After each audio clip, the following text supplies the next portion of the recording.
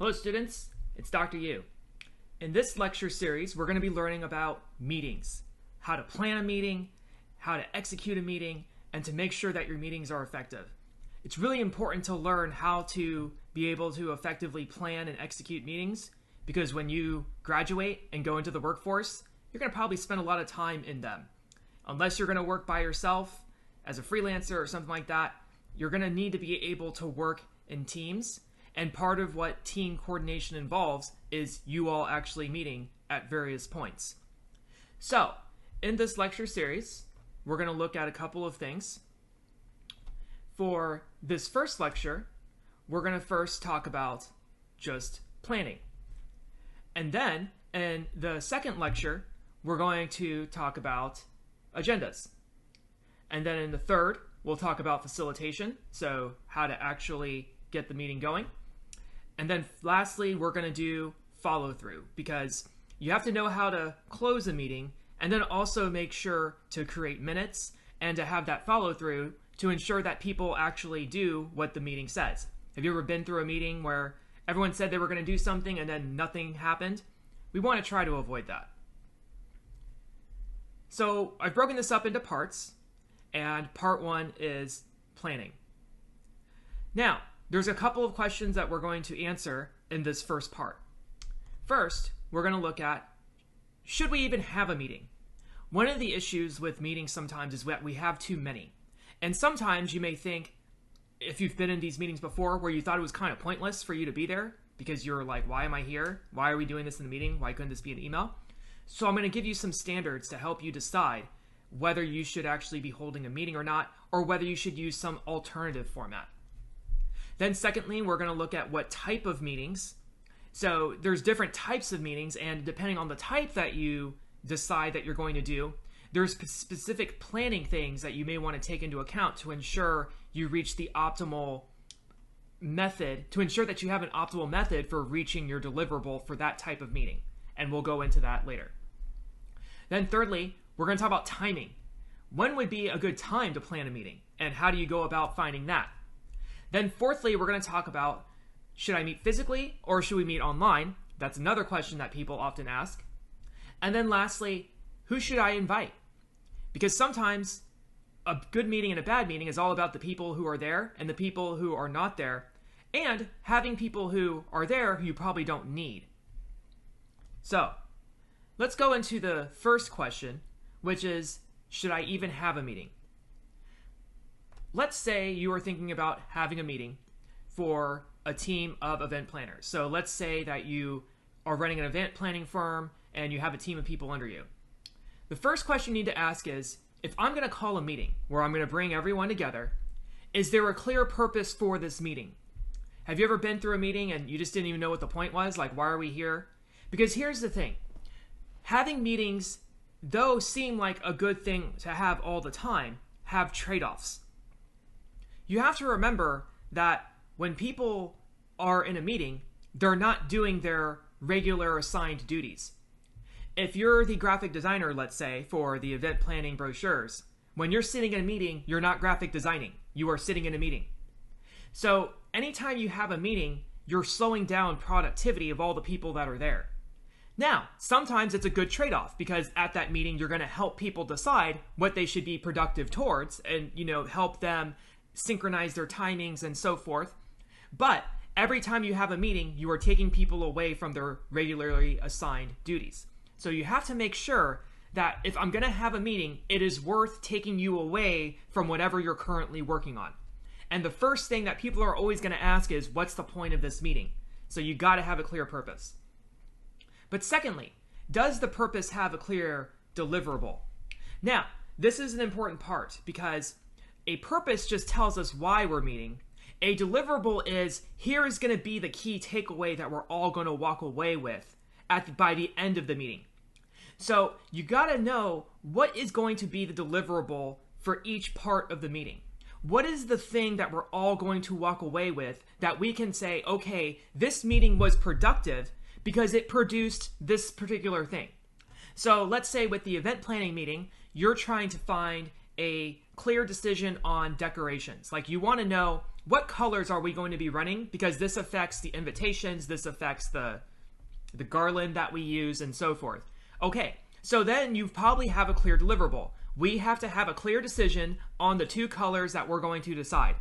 And you will not end the meeting, or at least you will plan the meeting around having those 2 things decided. So that's having a clear deliverable. Now, a deliverable then serves 2 functions. It first helps you achieve the meeting's purpose because it is tied to the purpose. So if the purpose is to plan X, Y, and Z, the deliverable will be described as something concrete related to the purpose in terms of that. But the second reason you want to have a clear deliverable with every meeting is because you can use the deliverable as a symbol that the meeting was actually effective. Because sometimes people might wonder, why am I here? Or what was the point of this? You can point to the deliverable and say, good job everybody today. We came to the decision on the colors of our invitations and our event. I appreciate that. We can all now continue to do our work with those colors in mind. So now everyone can see symbolically that this meeting was productive because we have a thing that we can all walk away with. Thirdly, is the expertise of more than one person required? So here's the idea. Suppose the purpose of the meeting was to decide next year's training program for the whole company, the whole event planning firm. So the human resources manager would, of course, be a great person to have there because they can help decide what kinds of trainings are needed. And you might need somebody from, say, your financial department because maybe trainings cost money and you need to make sure that you're going to stay within budget. Okay, so that's 2 people you're definitely going to need to have there. And maybe you might need an operations manager because you need to make sure that the time off and scheduling and all those things can work with the time that people are going to be spent training. So that makes sense. You need the expertise of more than one person there. But if your meeting is basically, do we have money? Do we have any money left in the training budget? That probably doesn't require the operations manager. That probably doesn't require even maybe the human resource. I mean, maybe the human resources manager needs to be there, but that more or less is just a question you ask the finance person. The finance person knows the budget, they know the numbers, and if you're just asking a yes or no on that, you don't need to call a meeting with 10 people there just to ask a simple question of one person. So you have to think, what are people's areas of competency? What are their areas of concern? You really want people there who have an area of expertise that will contribute to the purpose and deliverable of the meeting. So once again, everything ties back to the purpose and deliverable. You should select people who should be at the meeting that are tied to the purpose and the deliverable in terms of being able to contribute to it. And then you also have to ask, will the purpose affect each member's interdependence? So you also have to think, okay, if I have somebody there, will they be affected by the outcome of the meeting? So if somebody's going to be affected by the outcome, it makes sense to have them there, especially if they have that expertise as well. So let's say you're planning an open house event. It would probably be productive to have the advertising manager and event planner in attendance because that's how an event is planned. But if this open house has nothing to do with product development, it wouldn't make sense to have a product developer there at the meeting because it doesn't really affect their interdependence, the open house. And then lastly, is open discussion among attendees required? So the unique value of a meeting is that it allows members to interact in real time to discuss an issue or analyze a problem or propose a solution. Some meeting purposes don't require this and therefore should not be held in the first place. So if you're just asking whether the sales department met its quota last quarter, that's more of a fact-based question that doesn't really require discussion. In that case, just send an email to the sales manager, and then if everybody needs to know that information, you can just forward the email in a mass email to everybody because there's no discussion needed. It's just a yes or no, and there's that. Now, there can be purposes like where, let's say you're deciding whether to hire candidate A or candidate B. That's an A or B question. Well, you're going to want to have discussion because you're going to want to have people's opinions on that, but that's a less clearly decisive issue, right? There's going to be opinions there. Lastly, will this meeting avert a misunderstanding? This is another thing that is big for deciding whether you're going to have a meeting or not. Meetings not only allow members to directly interact and create synergy for great ideas and such, but they also allow members to openly communicate their concerns.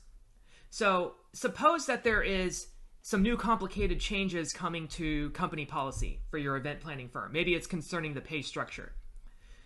Sending out the changes in an email might be risky because it can get misunderstood, or it might have an emotional impact on employees. In that case, it might be better to reveal that in a meeting, perhaps an informational meeting format, to allow employees to ask questions and to potentially avert any misunderstandings that might come from reading an email. And then, as a deliverable for an informational meeting format, you can have members sign a statement saying that they understood the changes in the pay structure and all their questions have been answered, something like that. Then everybody still walks away with something. So you have to decide, should I have a meeting? You have to think about all of these criteria. And you just always have to weigh this against, is it worth taking people away from their regularly scheduled assigned duties to sit in your meeting to talk about this? So you always have to be asking and thinking on that level, because lost productivity is a huge problem with meetings. People sit in meetings all day and I didn't get anything done today. And the meetings weren't even purposeful anyway. So we don't want that. You want your company to be efficient and effective. Now, the next question you have to ask is, what type of meeting should I have? So there are 4 types of meetings that we're going to discuss. Now, I read an article that was there's 12 different types of meetings. I mean, there's a lot of ways to break down types of meetings, but just for this simplicity and time and all those things, I'm just going to go through 4. And I think these are very common types of meetings that you'll more than likely encounter. First, you have status update meetings, and we'll go into detail with each of these in a second. But first, you have status update meetings. Then you have innovation meetings. Then you have decision-making meetings. And then you have team building meetings. And I'm going to go into detail for each of these. Let's talk about status update meetings first. A status update meeting generally has the purpose of just sharing information. Your typical status update meeting is your daily briefing with your team before the shift starts. What a status update allows is for every member of a team to basically give everyone an update on what's going on their aspect of a project. So in the event planning situation, you might have a status update meeting between the scheduler, the design team who's making the brochures, and maybe the maintenance people, or the staff leader, the person who helps staff all the event. So you'll have a status update meeting where the staff leader will say, here's how many people we were expecting to help with the event. And the brochure person is going to say, okay, and here's what we're putting on the brochure. And here's who we're going to list on the staff now that we know that. And then maybe the scheduler is like, okay, and then we're going to schedule the event location for 9 to 12 then. Okay, cool. So that's a status update meeting. Everyone's updating each other on what's going on their end of the project. Nurses and doctors do this before their shifts in medicine. They'll have a status update meeting where they'll say, okay, patient in room A is going through this, patient in room B is going through that, and here's what they need. Patient in room C is this, blah, blah, blah. Now, your deliverable in a status update meeting should be 2 things. Number 1 is synchronization. You want synchronization in a status update meeting, which basically means you want everybody on the same page in terms of what's going on with the project. Because if it turns out that person A has fallen behind on scheduling and person B hasn't made the brochure yet, you're going to need to readjust your project timeline because obviously some people are behind. So you want to have synchronization, everybody's on the same page, everybody knows what's going on, and everybody is acting accordingly. But another thing that can happen in status update meetings sometimes, incidentally or with intention, is also problem solving. Let's say the scheduler is saying, I'm having a hard time getting a room for 9 to 12, because the one room that we have is a tiny room, and I really think we're going to need a bigger room. Well, then the staff person can say, well, have you thought about asking this person that? Okay, so now you can do some problem solving during the status update meeting. And we'll talk about problem solving meetings later. And what you may decide is, half the meeting is going to be status updates, and then the other half is going to be problem solving. Okay, cool. But then lastly, you want to think about, there's two different types of status update meetings. First, you have in-group status updates, and you have cross-group. So an in-group status update meeting is generally a meeting where it's members who contribute directly to the success of the project or outcome. So the focus is on reporting each member's progress, delegating tasks as needed, and adjusting timelines as necessary for completing a project. So an in-group status update meeting might be a group of software developers holding a meeting for an upgrade for an application, where perhaps one of the developers is the UX guy or the UI guy, and they're in charge of the front end of the software. And then maybe you might have a back-end developer who's doing all the deep coding, and then you might have the web developer or something, the graphic designer who does all the graphics and assets. And so they have an in-group status update meeting where, yes, each of their tasks directly relates to completing the project. There's another type of status update meetings, though, called cross-group status update meetings. Now, in a cross-group status update meeting, it's not everyone in the same group that is working towards one task. It's representatives from different groups coming together, and they're from different departments, different aspects of the company, and then they're reporting to each other, and then each little group acts accordingly. So, for example, a software development director may report the status of an anticipated application upgrade to the marketing team. So you have a cross group where you have one software developer from the software development company, and then one marketing person from the marketing, and then maybe one person from finance, and so forth. And then they let each other know what each of their groups are doing. And then you decide intergroup wise how you're gonna act. And it's more big picture stuff that you're thinking about.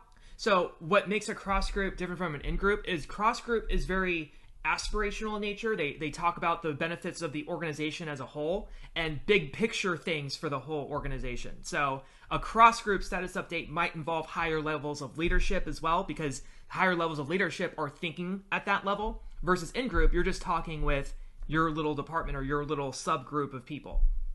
So that's important to know. Now, the next thing is innovation meetings. So there's 4 types of meetings. The first is status update. The second is innovation. With innovation meetings, what you're generally doing is problem solving. What you're trying to do is create a solution to a specific problem. You're trying to innovate some kind of solution to a problem that you're currently encountering. Examples of problems might be something like, how do we reduce the cost of our event that we're planning? Or how do we get more people to come, because right now there's only 5 people on the RSVP list. Okay, so those are all problems. So you're going to hold an innovation meeting, or problem solving meeting if you want to call it that, where you're going to pose a problem to the members, and then you're going to engage in some kind of problem solving process. Now, we're not going to be able to go in depth on different types of problem solving, because there's going to be a lot to this whole lecture, but in another lecture, there's going to be, in another unit, where we'll talk about innovation and problem solving and go deep into that process. But yes, you'll instigate some kind of problem solving process within the meeting. Now, your deliverable, of course, is going to be a workable solution. So the big goal of a problem solving meeting is we walk out with a solution that works. You plan the whole meeting around, we're going to find a solution to this problem. Now, there are things that you have to think about, of course, when you are trying to come up with a solution. Number one, you have to think of constraints. So that's probably the biggest thing. We got to increase the number of people who RSVP at our event, but we can't spend more than $50 on advertising, let's say. So that's a constraint. So a constraint is basically what you can't do, or the parameters by which the solution must meet, or the criteria that a solution must meet to be considered workable. So you always thinking about constraints.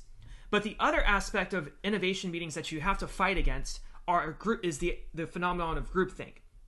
And groupthink is basically when a group does not critically analyze its own thinking. So basically everyone just conforms for the sake of conformity, or because they don't want to rock the boat. Nobody critically challenges each other's ideas. And the group just assumes, Well, if Mark thinks it's a good idea, then I guess it's a good idea because Mark thinks it's a good idea and he's really smart, okay? So what you have to do in an innovation meeting is you have to fight groupthink, and you have to make sure that everyone who's at the meeting feels like they can be critical of the idea if they really feel like there's an issue with the idea. And through brainstorming techniques that you'll learn another time, there are specific mechanisms that you can deploy to help fight against that idea of groupthink. Thirdly, you have decision-making meetings. Now, decision-making meetings, their purpose is to pick a course of action, a COA. It's a military thing. Now, what's different from a decision-making meeting than, say, an innovation meeting is a decision-making meeting involves picking from a list of possibilities. So in a problem-solving meeting, let's go back to the event planning example. We only have 5 people RSVP'd. How do we get more people? Okay, so you see we have to innovate some new idea to get people to RSVP to our event. Okay, so it's open-ended what that solution can be. We're asking, what can we do? In a decision-making meeting, there's a limited list of options that you already have. So in a decision, it might be, let's say like we still only have 5 people RSVP'd and it's 2 days from the event. Should we cancel or postpone the event? Okay, that's a decision-making meeting because now you're choosing between 2 options, canceling versus postponing. You're not innovating anything. You're not trying to propose a solution. The solutions are already given and you have to pick. Another example of a decision-making meeting are search committees. Let's say you're on a committee to hire someone. You're not innovating a candidate. You're not saying, we're going to dream up a candidate and then the candidate's going to exist and we're going to make a robot candidate and it's going to apply and we're going to build it. That's an innovation meeting. A decision-making meeting is, okay, we've interviewed 5 candidates. We got to pick between 2. Which one do you like better? Do you like candidate A or do you like candidate B? Okay, that's a decision-making meeting. We're choosing between a limited list of options and we're deciding which one is better. So your key deliverable in a decision-making meeting is a confident decision. That's what you want. You want to be able to leave the meeting feeling like we made a good decision. We weighed all the options. We weighed the pros and cons of A. We weighed the pros and cons of B. And we felt like A was the better decision. If you don't leave with a confident decision, then that's the problem. Now, there are some issues that come up. And so number one, with deliverables, there are 2 issues with decision-making meetings that you have to keep in mind. Is number one, the power structure. So part of what can complicate decision-making meetings is how exactly does a decision get made? Because you could be on a committee where it's democratic in nature and just the committee votes and that's what goes. So there's 5 people on the committee, 3 voted for A, 2 voted for B. Okay, cool, decision made. But you can be in another situation where perhaps you have the CEO of your company and your committee is more or less a consultative committee. So you're advising the CEO, but your committee doesn't make the decision, the CEO makes the decision. In which case then, you are just kind of giving your overall input, but at the end of the day, the CEO can override what you said or completely go with it. And so there are those issues in terms of how does a decision get made and how that might affect the decision making. But then secondly, there's also groupthink. And so once again, there will be a unit, there will be a unit on groupthink. And how do we make sure that when we're deciding between A and B, people who are critical of A can feel like they can be critical of A and not just go along with it because they're afraid to, or because they don't want to rock the boat, or because they think, well, all the smart people are in favor of this, so I don't want to, get in people's, don't want to seem dumb for opposing something. So you always have to worry about groupthink, and there are ways to combat it. We just don't have time to talk about it now. And then fourthly, you have team building meetings. And then team building meetings, their purpose is just simply to build camaraderie. So when you have a team building meeting, what you're trying to do is you're just trying to build camaraderie among a team. Your company might do this through happy hours, or your company might do this on like a retreat of some kind. But the whole idea is the meeting is supposed to be more social in nature. So your deliverable is supposed to be some kind of bonding. Now, I know this is a little bit more abstract deliverable than the other ones. The other meetings have very concrete, you're going to walk away with this kind of deliverable, and it's like, we have a decision, that kind of stuff. But With this, it's like that deliverable is still important, although not measurable very well. You want people being able to feel like they've broken the ice, that they have a sense of belonging with the organization or with the group, and so this is going to have a specific deliverable. But there are, of course, some issues with having team building meetings. You got to make sure that, number one, sometimes people try to mix team building meetings with like a task. So they might say, let's have a meeting at so-and-so brewery, and then we'll talk about the budget there, but then we'll also have some drinks. But then you can see how it can be difficult to do both sometimes. So usually if you do a team building meeting, you really want it to just be more social in nature. But sometimes people will do things where it's like, sometimes what people will do, or companies will do, they'll want to get feedback on something. So they'll take you out to lunch, or they'll take the group out to drinks or whatever, and they'll ask for feedback on something over drinks to make it more casual. And then also, though, still allow it to be a fun event, like it's dressed down and all that.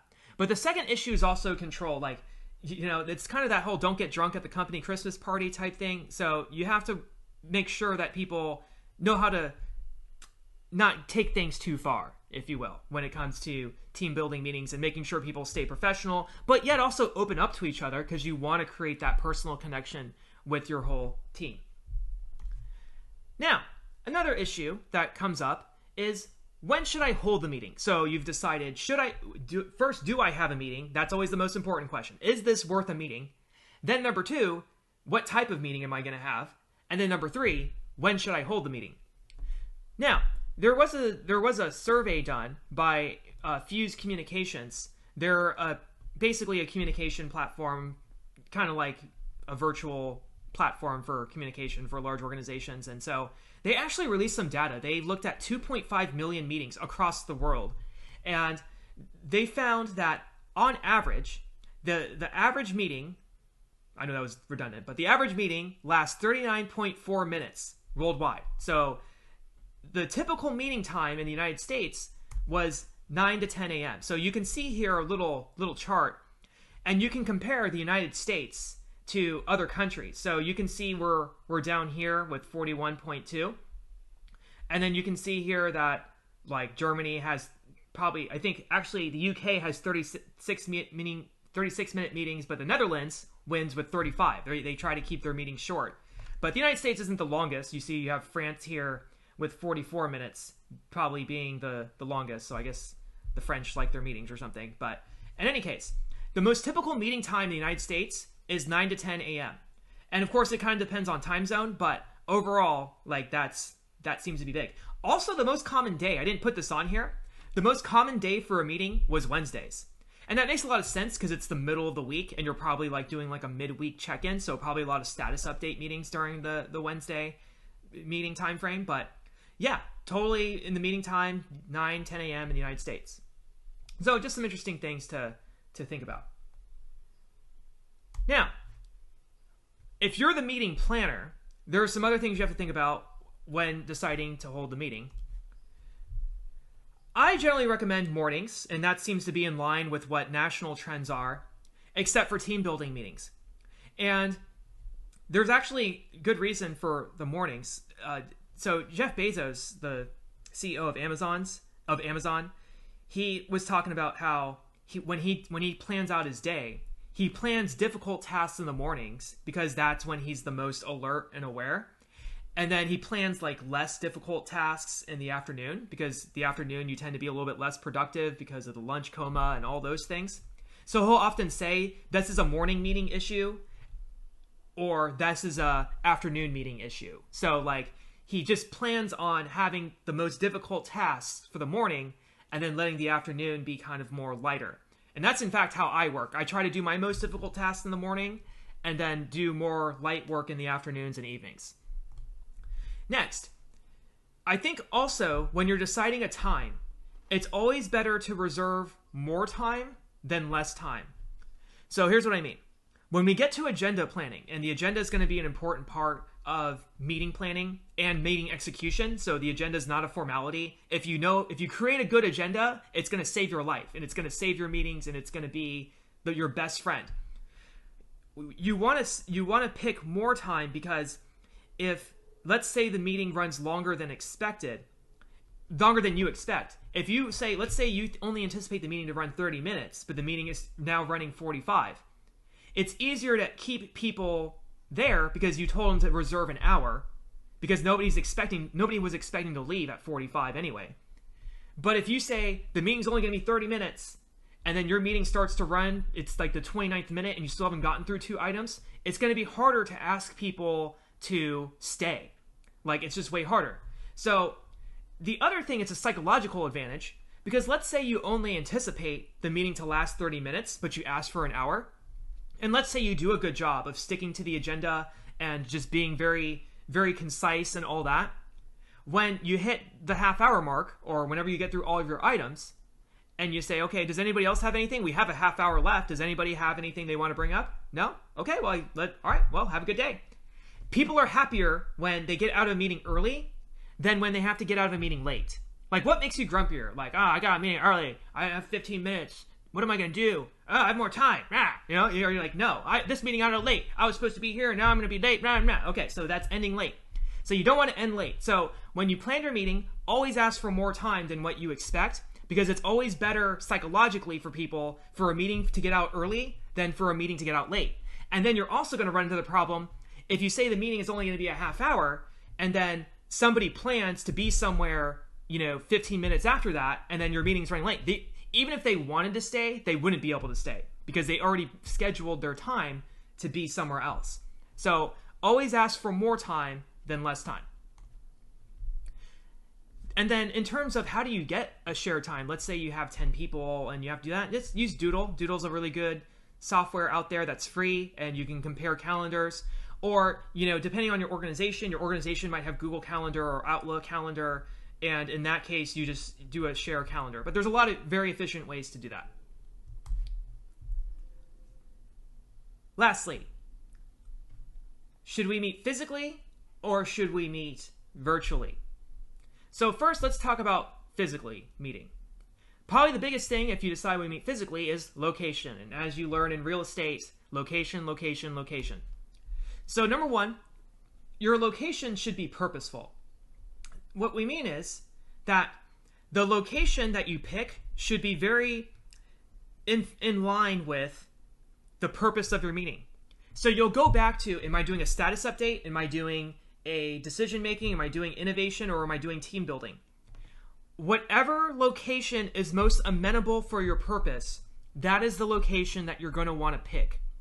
So if you're doing a status update meeting, depending on how many people you have to go through and how long you think it'll take, I've heard of companies doing standing meetings for status update meetings. So you stand in the hallway and we keep it standing so it doesn't run too long. But if you're going to do an innovation meeting, for example, you're probably going to want to have a common visual display, because a common visual display is something that everyone can look at the same time. And to do effective brainstorming, people have to see all of the ideas that are written down. And if you don't have that common visual display, it's going to kill your brainstorming process. So then in that case, you're going to want to be in a location where people can see something. So a room with a screen, a room with, a projector and all those things, so everyone can look. Versus a team building meeting, you probably don't want to do a team building meeting in a conference room, because that kind of keeps it still makes it feel like work. And then it just kind of has that awkward feeling like I'm at work, but I'm supposed to talk about stuff. Okay, yeah, not fun. But then the third thing is you got to minimize distractions. So if you have distractions, like if you decide to have a meeting at a bar or or do a lunch meeting, you have to keep in mind that there's going to be distractions. At a lunch meeting, there's going to be food, there's going to be the waiter coming in or waitress coming in. There's going to be other people, and if other people are loud, you have to deal with that. And then, the whole plates and silverware cleaning and all that stuff. If I'm trying to be task oriented and I really want to get a task done, I want to go somewhere where my group is not going to be distracted. So don't go places where your team's going to be looking around or doing something, because it gets everyone off track and it slows you down. But you might also think about a virtual meeting. So instead of location, what you'll be thinking about is platform. Now, for platforms, I don't have a lot of recommendations. I would say just go with whatever your company has an account with. So if your company has an account with Zoom, use Zoom. If your company has an account with Google Meet, use that. Main reason is because corporate accounts have all the advanced features generally with a meeting platform, and this is a whole other class and all that stuff, but when you learn how to run virtual meetings, you'll want to have some of those features like breakout sessions and polls and all those things, and you want to make sure you have the best software for that. So go with whatever your company does. But let's say you don't have a corporate account anywhere, or like I don't know, for some reason your company just doesn't pay for that kind of stuff. You can use Skype or Google Hangouts for free. And I think Google Meet is also free for anyone. I don't know if you have to be G Suite or not. I don't think you do, but in any case, Google Hangouts has some of the same features, not all of them. But those would be two right away that I would think would be useful to you. When deciding between virtual and physical meetings, there's going to be pros and cons to both. So if you do virtual meetings, there are some pros. Number one, convenience. Convenience is always nice when it comes to virtual meetings. You don't have to go anywhere. Nobody has to travel. And you save costs on that front because you don't have to pay travel. If your company's paying travel for stuff, then, that's not good. And it's just really convenient for everyone. You don't have to go anywhere. You don't have to go in your car. You don't have to deal with Austin traffic, all those things. But then secondly, it's also comfortable. Some people feel really comfortable being able to meet from their home or just from their office. They don't have to know where a specific location is. So that's really nice. That's what makes virtual meetings wonderful, and that. But then there's some cons. Number one, technical issues. Like the huge technical issues with virtual meetings. You probably have seen them. You've probably have heard them. People not muting their mics. People getting up and going to the bathroom with the camera on. True story. Somebody did it. And then, your dog walking in. All these things are problems. And then also site involvement. So it's easy to get distracted in virtual meetings. Sometimes people, they leave their video on mute and then just put their mic on mute and then they just walk away from the meeting or treat it like a podcast and they're, just surfing the internet and all those things. So you might lose attention from people if you have people who are undisciplined or people who don't care. They're just going to be so distracted doing whatever else because they think, I'm in a virtual meeting, it doesn't matter. Those kinds of things. So, if you think you have a good group where they are disciplined and they do pay attention and they are really invested in the outcome, you can probably do a virtual meeting pretty well. And, they're technically competent too. They know how to work these things. It's not a hard thing for them to unmute their mics and all those things. Virtual meetings can work really well, I think. But there's also physical meetings. There's pros and cons to them. With physical meetings, you have way easy interactions. It's easy just to turn around and say, "Hi, Mark," as opposed to having to unmute your mic and you're talking "Oh, you unmute your mic. Oh, sorry, blah, blah," and then you have to keep doing that. And then also with face-to-face meetings, it's easier to do some activities. I've noticed when I've had class meetings and such online, there's some activities that are just really hard to do virtually, or at least I don't know how to, it's not as easy to control and to execute. So activity control is a little bit harder. So, depending on the platform that you're using, if the platform that you're using doesn't have virtual or breakout sessions, that's an even bigger problem for virtual meetings. So that's the pro of a physical meeting, is if you want to break people up into groups, it's pretty easy. You just point to people and all that. The other thing I would say too with physical meetings is one of the advantages of physical meetings is you get to see everyone in person and you get to have the pre-meeting conversation and post-meeting conversation and all those things. And I don't know, there is some kind of benefit to being able to see each other physically for sure. But then there's cons. Physical meetings can have convenience issues. If you have somebody who lives in another part of the state or, their other part of the city, it's a problem. And then logistics. With physical meetings, you have to reserve a room. And then you have to make sure you have a projector. And depending on your organization and the building that you're in, you might have to get permission and all these things. And somebody has to sign a form and all that stuff.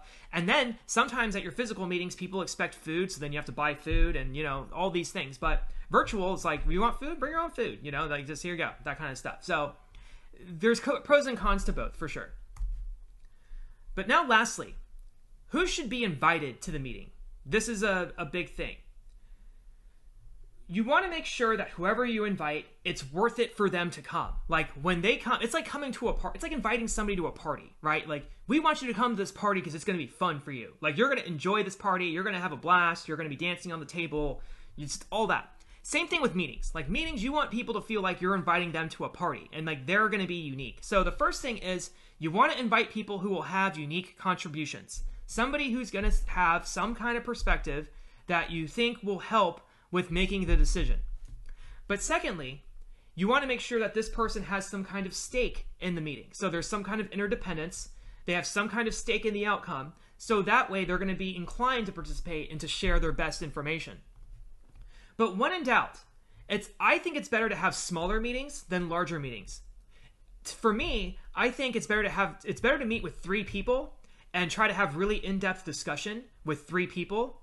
And then if you need to have another meeting with another set of people, have another meeting with another set of 3 people and have a discussion with them. And if you feel like, okay, I need to put this all together and then have a 7-person meeting with the 6 people and you, fine. But I always think it's better to go start smaller first. And then if you think you need more input, add to the number versus starting really large and then trying to manage it all and then trying to cut down. So smaller, more efficient. If you need to add more, add more. But I wouldn't try starting out large because that's just really hard to manage. And then some people may not feel like they can get a word in because there's 12 people on the committee and they don't know where they stand and all this stuff. So as a review, we covered a lot of stuff here. First, should we have a meeting? So we looked at criteria for deciding, is it even worth having a meeting? If you decide that you shouldn't have a meeting, send an email. Sometimes what should be a meeting should just be an email, or should just be a newsletter, or should just be a quick, like, going down the hall and saying, do we have a budget this month? You know, that kind of stuff. Then deciding what type of meeting. Status update, is it innovation, is it problem solving, or is it team building? And then timing. We talked about times to plan a meeting. How do you plan that timing? And then the pros and cons of meeting physically or online. And then lastly, who should be invited. Now, in part 2, we'll talk about the agenda. Because you've planned the meeting now. You now have a room, let's say. You have all those things. But now, before you do anything else, you got to make sure you put out an agenda. And that's part 2.